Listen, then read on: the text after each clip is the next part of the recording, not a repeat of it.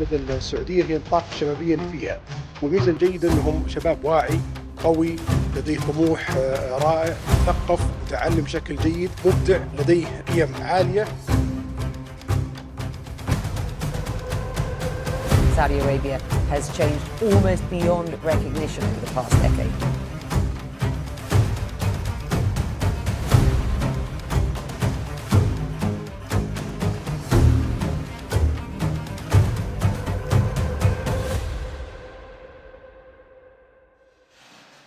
It was like flying a plane, changing the whole engine of the plane while it's still flying. At first, some people were hesitant. I think we set our goals really high. We were kind of like skeptic. They really wanted to create a world-class brand. We pushed through the challenges. Everyone was excited. They want to see it go back to being better. They wanted to work on this new edition. They wanted to ensure that we're digital first. They wanted to reach a broader audience. And that vision of his aligned perfectly well with the vision that was announced by the Crown Prince. So, ladies and gentlemen, it is time for a change.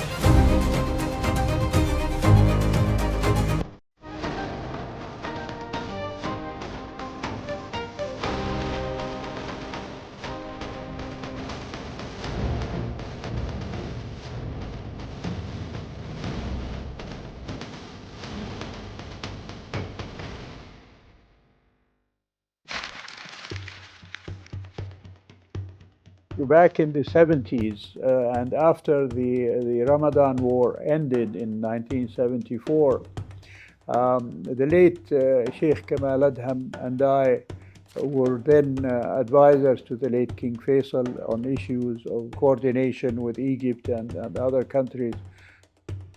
Hisham Hafez, the late Hisham Hafez, and his brother Muhammad Ali Hafez came up with the idea of setting up an English language publication in the kingdom to tell the English-speaking world what is happening in Saudi Arabia.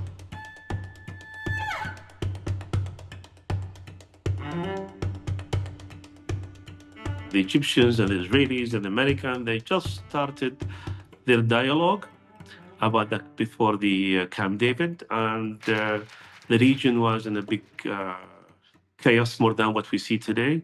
Arab News was actually the one made news when it came out that time. So the discussions went on for a few months, and it was decided that the newspaper would be called the Arab News, and we got permission from the late King Faisal to establish the newspaper, and also to choose the color green for the front and back page of the newspaper to identify it closely with Saudi Arabia. Arab News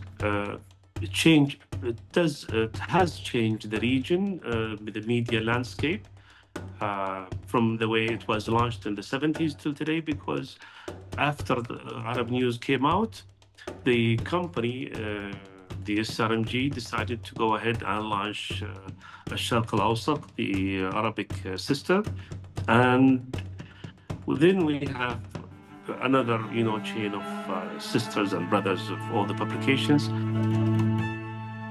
So Arab News started from a garage. The publisher had no idea about how it will be received in the market. 1975 was the year when people from all over the world were streaming into Saudi Arabia. My name is Talat Zaki Hafez. I am a member of the Hafez family. At that time, there wasn't a newspaper in English. They wanted to improve the quality of life of these foreign workers who were streaming into the kingdom. It was like a bridge between the new people coming in and the government of the day. Saudi national, expat, locals, abroad. So the first day they decided that it is going to be 8,000 copies. And when it went out in the market, it was immediately sold out. And we published another 10,000 copies, and that was sold out as well by 5 in the evening. Everybody was overwhelmed that there was such a need for this product that nobody knew existed. Arab News has always had its fan base. It's always had its place in the country. Unfortunately, it was very old. It was just about print. That was the focus. It was not about digitalization. It was not about reaching a broader audience. Things really has to upgrade itself to in line with the advancement and the modern achievement of that Vision 2030. You have these gray-haired people, the news editors, the people, they're completely used to what they have been doing for the past so many years. So we were in that state actually when the new editor-in-chief walked in 2016, September. And here was a guy who was young, who has fresh ideas. The whole world is watching the changes in Saudi Arabia. We have a golden opportunity to be the voice of a changing region.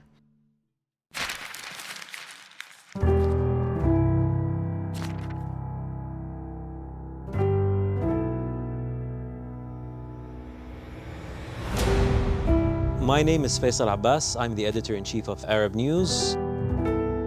We are here in London, our first international bureau. It's where a lot of the relaunch magic happened. I started on the 27th. I was informed I became editor on the 26th of September. Literally packed a backpack and went to Saudi Arabia. I got into the office with immediate thoughts. Get me the 3 top editors. We need to have an editorial meeting now. Everything else can wait because what people will judge us is our front page tomorrow morning. Don't spend time explaining, just show them. At first, I would say some people were hesitant. You'd get random tweets, he shouldn't be the editor-in-chief. And it said, you and you and you. I want your bylines in the newspaper. He had some really interesting ideas as to how he thought a newsroom should operate. We were kind of like skeptic. Is this deliverable or not? You have to keep up with him. There were people in the newsroom who were completely not equipped to see a very young man coming with a vision. What got me super excited was the opportunity to be editor-in-chief at a historical moment in Saudi Arabia's journey. So in my opening column, I said, I'm not inventing anything new. I'm here to reassure you. I'm just taking Arab News back to basics, back to what was meant to be.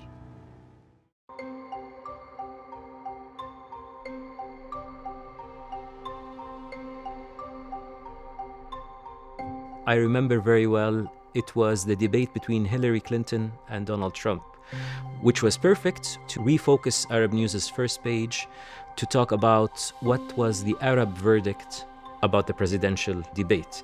And that was the first shocker. The next morning, while everybody was expecting to see local news in Saudi Arabia, they saw an Arab perspective on something international or as international as a presidential debate. I'm Stephen Shakespeare. I'm the founder of YouGov. Opinion polling is what we're most known for. When I first met Faisal, he was carrying 3 phones, juggling them. I don't know what he was doing. He looked crazy. And I laughed and I said, I've never seen that before. So, of course, I had 1 phone, and with that 1 phone, I took a few photographs, which I still have and enjoy.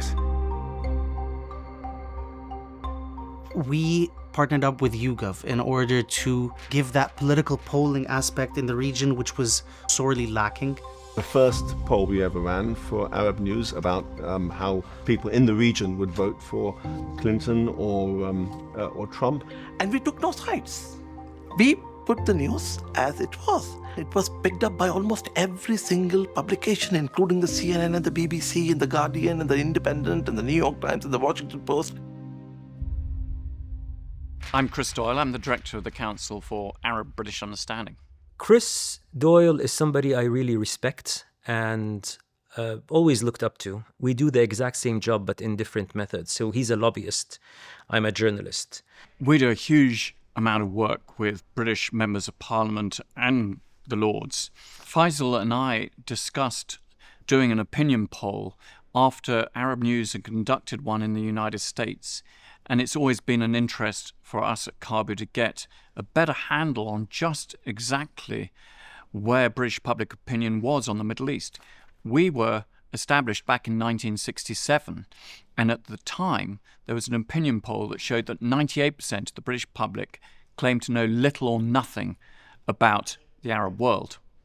To our joint success, that study was quoted in the British Parliament. Did the Minister see the recent YouGov poll commissioned by Carbu and Arab News that showed a majority of respondents in favour with only 14% in opposition? It became a big hit, and then YouGov study became a constant feature in our newspaper. That was when everyone was like, whoa, okay, Arab News is back.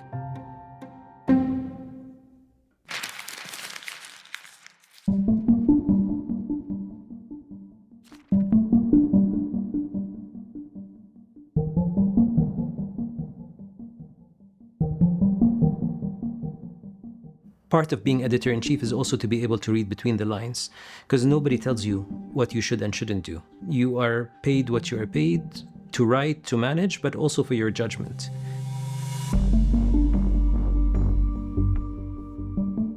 So our editor-in-chief decided to have a gender-balanced newsroom across the world for Arab News.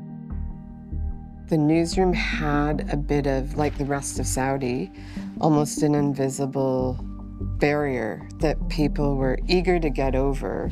There was a sense of like, how are we working together here? He came in and he was like, who is in that section? They were like, it's Saisha Farid, she's our female worker. He said, why is she locked up in there? They were like, she sits there, it's the women's section. He was like, no, nonsense. Come to the newsroom, join the rest of us. It was a shifting point where I finally joined the newsroom and saw everything in action. This also gave me a sense that we as a society are changing. We want talent. We don't care if you're a male or female. What we want is the best. And for us to grow this positive, amazing team who doesn't differentiate between, two genders or sexes or whatever. It's about timing. It's about making the right judgment and essentially having the courage to do what's right.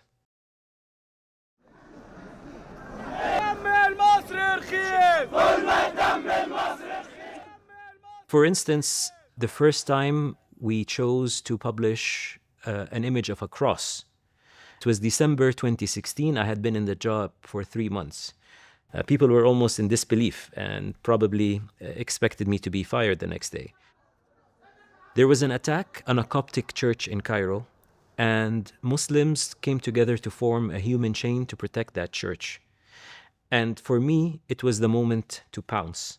His Royal Highness, our Crown Prince, has already given signals that, Christians are welcome, that he would like to meet with the Coptic Pope, that he would like to meet with the Archbishop of Canterbury. Nobody was going to come and tell you, now is the time you publish a photo of a cross. But I thought this was a brilliant opportunity. So I went to our cartoonist and I asked him to do something in solidarity. Our Egyptian columnist, Abdelatif al-Minawi, informed the Coptic Pope. I was granted an exclusive interview with him. As a gesture, I gave him the original cartoon, which I think is still hanging on his wall. And he gave me a piece of art that says hope, that's hanging on my wall in the office.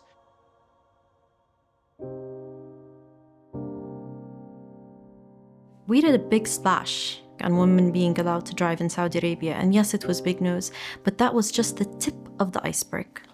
What really changed were the reforms that came afterwards, the anti-harassment laws, the guardianship lessening of that, and also giving women opportunities and allowing them to really shine, showcasing them as who they are, the government fully supporting all of these decisions. I was working with Mo Gannon at the time. I think one of the triggers were the driving project. All my friends were excited. Everyone here at Arab News was like, there was this buzz. Faisal was like, well, it can be you, and we'll give you the keys to the company car.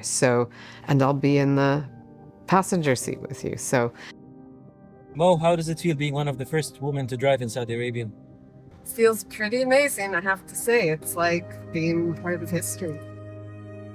There were like police officers handing out flowers to women in the morning traffic, and for me, it was sort of driving for Saudi women, For me, that was the honor and to be part of that. If I remember that period, I smile because it was a time full of excitement, definitely full of adrenaline. I don't want it to sound like it was a walk in the park. It was honestly not. Launching something from scratch is probably easier and then having to relaunch something that is live 24/7. We made a splash with the change in content, with the change in direction. We called it All Eyes on Us. We had to have a wow factor in the newspaper, be it a headline, be it a column, be it a story, while at the same time focusing on the project management of the new product.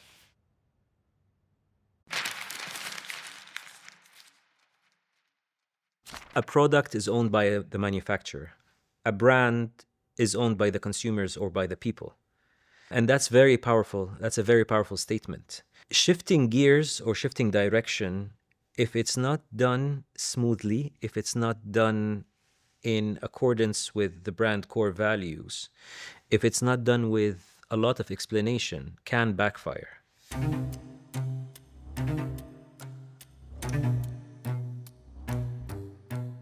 People think finding the right partner or right vendor is easy. It is not. Maybe this is the first time I say this, but for the redesign, we almost gave up.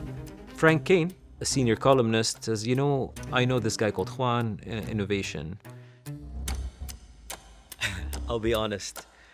I hated Juan's guts when he first walked into the room. He seemed to be very full himself, almost like a Jose Mourinho character. The problem is I had been in so many meetings where people come in full of pride, but they offer you nothing. It took me a few minutes, and then I'm like, oh, this guy is the real deal.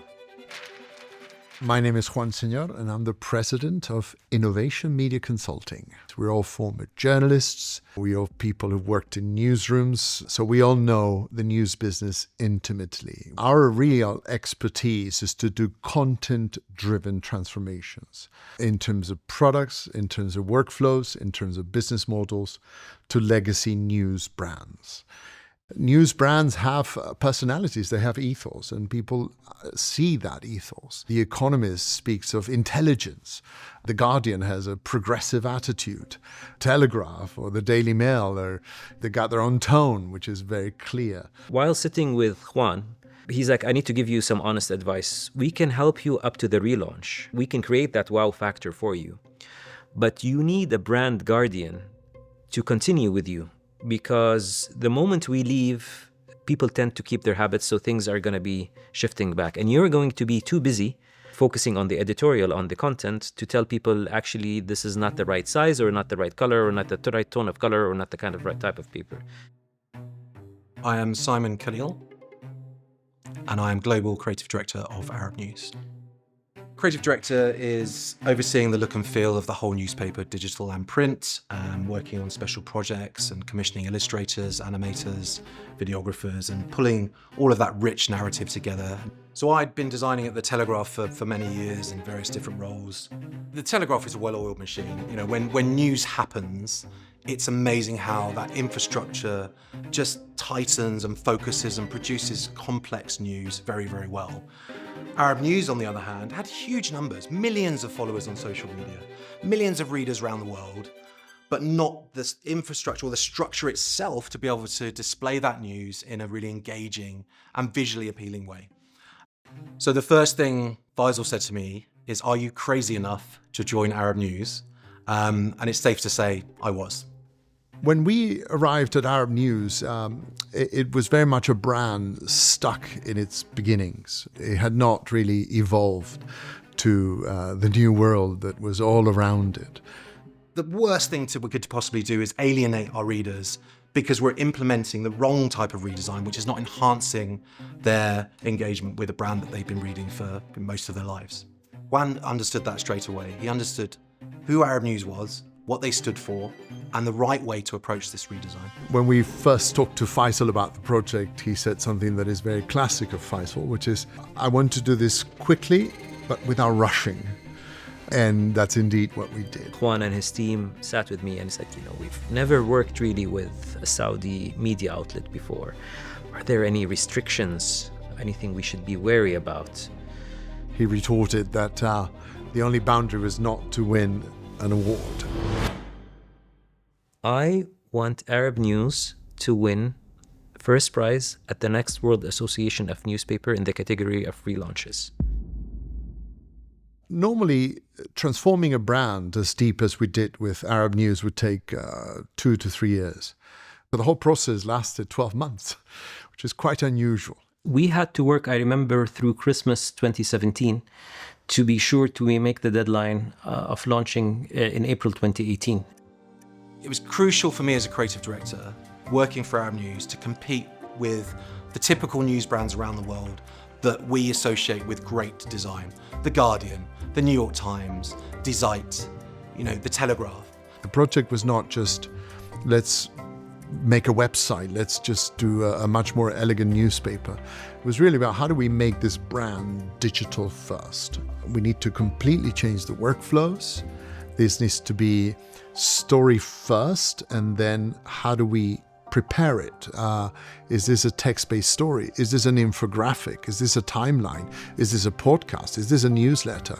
I'm a big fan of Steve Jobs, who believes design can be an advantage or can give you a competitive edge.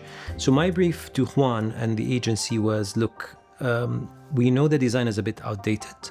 We want to keep the Arab News green, and I actually fought to keep it online as well, despite the advice of Juan and several others who wanted a white background. But I thought it's what sets us apart and also gives a hint or a signal that we are also Saudi.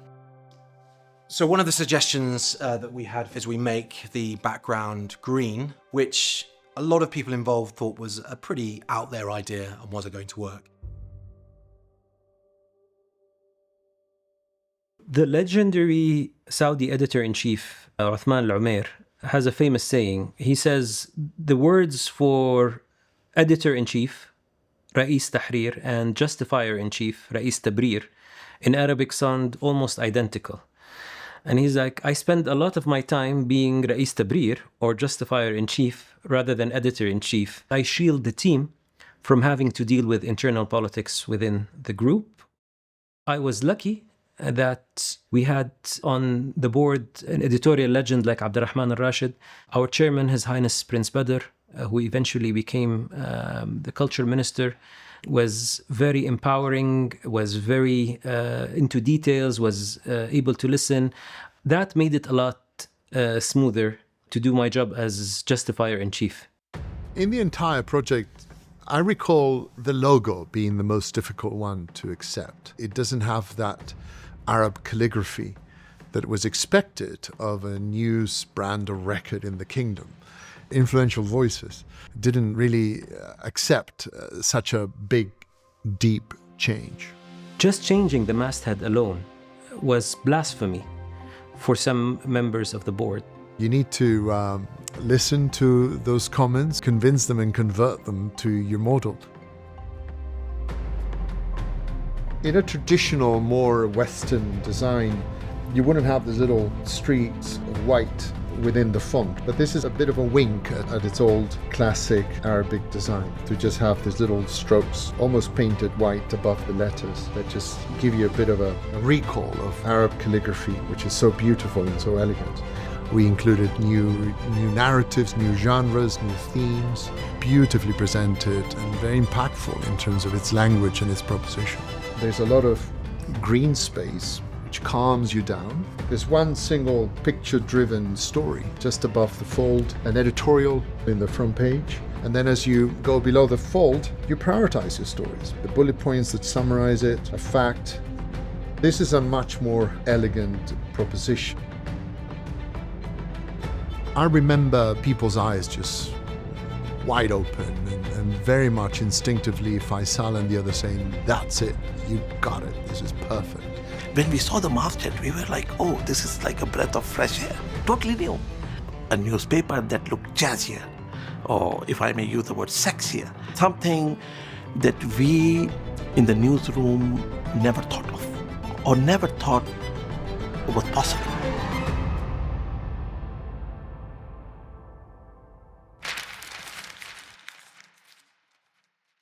We have put months of hard work into this redesign. We're confident that we have hit the right note with our readers. The templates are made, the pages are ready to go. We've done test prints of the newspaper. And then we have several agencies pitch for how we launch this redesigned New Look Arab News. It was an absolute disaster. They didn't understand what we were trying to do. They didn't understand our audience. They didn't understand us as a brand. What made it even more ludicrous are these are big name agencies. Now, to me, that was scary. Simon is not just a creative director. He has this unique ability of matchmaking. Whenever we have a big project, he would listen and within a day or two would get me a short list of 3 or 4 people who are exactly what we're looking for. We decided we needed a smaller boutique agency who would really understand us, who we would be their most important client. For some reason, when you put people on the spot, and I'm not saying this is a tactic you should do, but it was a necessity at the time, we didn't have a choice. But the best ideas came right then and there. I found that the agencies that took weeks and months to think came back with the lousiest ideas. And it's almost the reverse of what you expect, right? Because you think when somebody takes longer to think about something, they would come up with something better. It was the complete opposite. We gave Anorak 48 hours to be able to turn this around and come up with a direction for this launch. Yeah, I think they either had 2 days or 3 days to deliver a full campaign, but hey, they were sold on the idea and passionate about it, and that is what creates the magic. They came into the meeting, Elise, Matt, and Rick, and they got it straight away. We had some pre-conversations, we had some briefings, we bounced some ideas around, and in that first meeting with our editor-in-chief, he said... It was love at first sight. They got the brief, they understood what we're doing, and I remember the sound effect, which was boom, boom, boom. Because this is what news feels like, you know? If you ask anybody, how did it feel when the regime collapsed in Syria, or Lebanon's going from a 2-year vacuum to having president and the prime minister overnight, they'll be like, it happened like that, boom, boom, boom. Anorak delivered that, and it was a perfect match. We had about 48 hours to come up with an idea. So we sat round, we thrashed out the ideas, and the word change kept coming up. We were talking about huge changes happening in the region, as well as this redesign of a legacy newspaper. We knew that these changes would be hard for people to navigate, and we saw this opportunity for Arab News to be the channel that guides them through those changes. The word change and news goes hand in hand. Change is the only constant, and the job of the press is to report on those changes. So the deliverables included print and digital, launch campaign for that, a 60-second TV commercial with all the different social cut downs, a 3-minute brand film that would explain the changes happening at the paper and within kind of Saudi society. There was a lot of pressure on us because we were pitching against some of the biggest above-the-line agencies in London. On the day of the pitch itself, we were absolutely exhausted. I mean, you can imagine we'd been up for kind of 2 nights and worked through the days itself. And you just don't know how things are going to land when you go in for a pitch. It's always a surprise. But we really believed in that idea. And I always think if you really believe in the idea, you've got a really good chance of being able to sell that in. I just remember the editor-in-chief jumping up and shouting, "That's it!" It had really struck a chord with a room full of news people. And really, at that point, we knew we'd nailed it.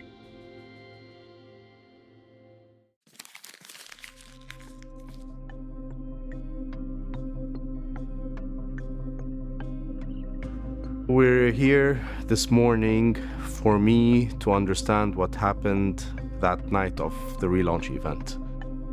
My name is Jad Bitar, and I'm the head of digital transformation and marketing at Arab News.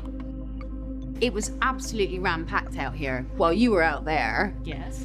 we were in here trying to get all the the lights on the tables with the copy of the paper over them to open it. Oh my goodness, that gave such a headache. This was literally full of people. Exactly. Dignitaries on each kind of table. And there was the struggle of ushering people in, getting them to sit down and, show's about to start, we need you ready. And, I remember running around like a headless chicken. It was intense. I don't think you're ever ready for a relaunch. We were as ready as we possibly could be. Kind of confident you're going to get through it, but there's a moment where you're thinking, is this actually going to work? I was lucky enough not just to have great people working with me who were all experts in their field, whether it was in the production of the event itself, whether it's in the redesign, whether the technical team who made sure the transition to the new website happened smooth and without any fail. But everybody had passion and belief and was willing to put 1,000% in to make sure it goes without a glitch. Remarkably, it all happened without a glitch. Of course, there are heightened emotions in newspapers, there always will be. Simon was in Jeddah trying to get the printer to go to print. As soon as we did the launch here, those guys were sort of sweating. Click the button. Yes, exactly. Someone had to push the button. That was a huge challenge for them. And I remember getting the call, we're still trying to get the paper printed. Yeah, so whilst everyone's getting ready for the gala in Dubai, and our editor-in-chief doesn't actually know this, we find out that the print site don't think they can print the new edition of Arab News. So we rush to the print site, we sit with the printers, we have 5 or 6 cups of tea, we're trying to explain how can we find a workaround for this. At the same time, I was on a call with our agency, we were working with Anorak at the time, trying to work out the right levels and the right transparencies, because we were trying to do a quite ambitious, transparent cover wrap to announce this new redesigned Arab News. Thankfully, at the 11th hour, we found a solution. Otherwise, it could be a very different story. The room just went dark, and, and then the lights. The minute that commercial started, you could have heard a pin drop. The kind of logo came up on screen. That then created this giant three-dimensional Arab News that sort of hovered kind of above us, kind of where we are now. People were quite shocked at how amazing it looked. I wish I was there. Well, we wish you were there too.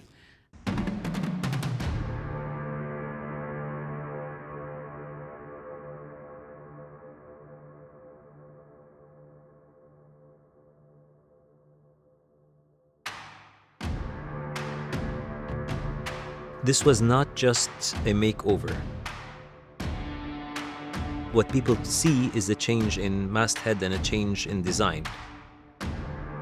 But it's actually the accumulation of everything we had worked on for about 1.5 years before. The newspaper being quoted, the work is being noticed, you are being taken seriously. It gives you a sense of vindication.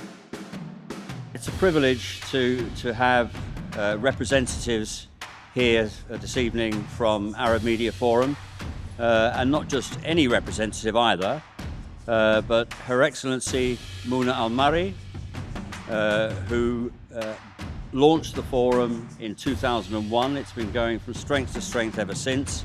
She is also Director General of the Dubai Media Office, and I would like to welcome her to the stage with Arab News Editor-in-Chief Faisal Abbas. Good evening, everyone. My words come from my heart.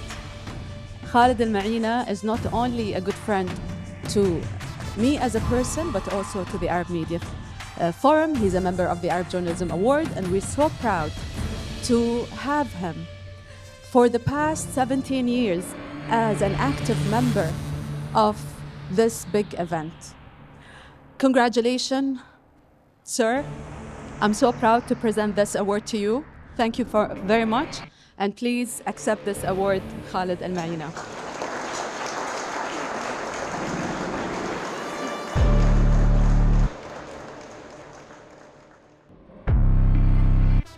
The thing that I'm proudest of is that on the same night, we managed to honor the legacy of Arab News. We had done an arrangement with the Arab Media Forum, which is organized in Dubai every year, to hold an annual gala, whereby we honor a personality of the year.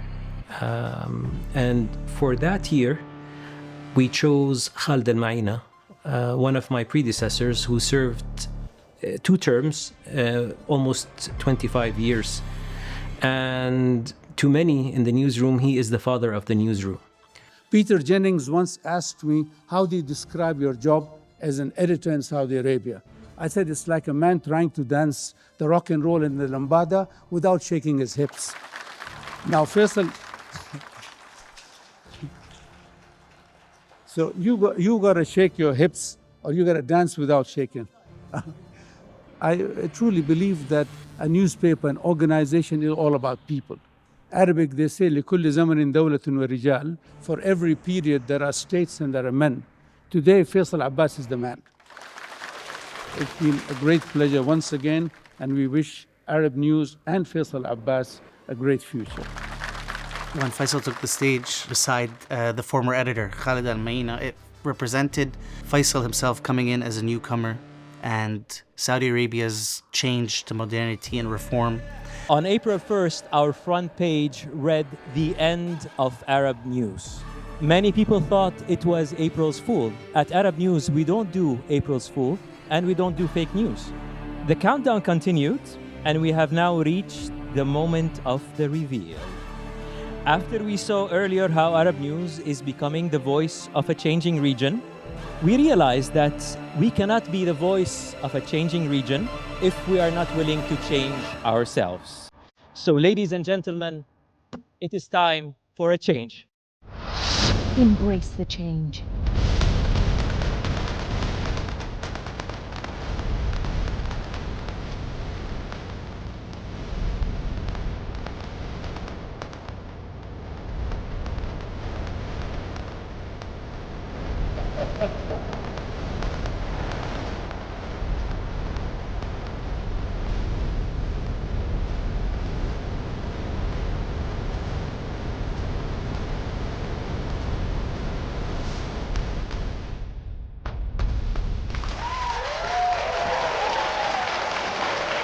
The new Arab News, ladies and gentlemen, thank you very much. With changing times, you have a new audience, so it has to go with the flow. People can still recognize that this is the Arab News. When change comes from such dynamic leadership, I think miracles will happen soon. Good move, and it's amazing to change. A human being has to change, and also the newspapers has to change. Under the leadership of Faisal Abbas, I'm very excited to see where it's going to go next. Faisal Abbas, of course, has taken it to new dimensions with adding your presence along with the Arab news publication and other activities. So it's really a good story to tell that an enterprise like that can be what it is today from where it came from 50 years ago. I have to compliment Faisal Abbas, the editor-in-chief. He made the Arab News great again, definitely. We thank him.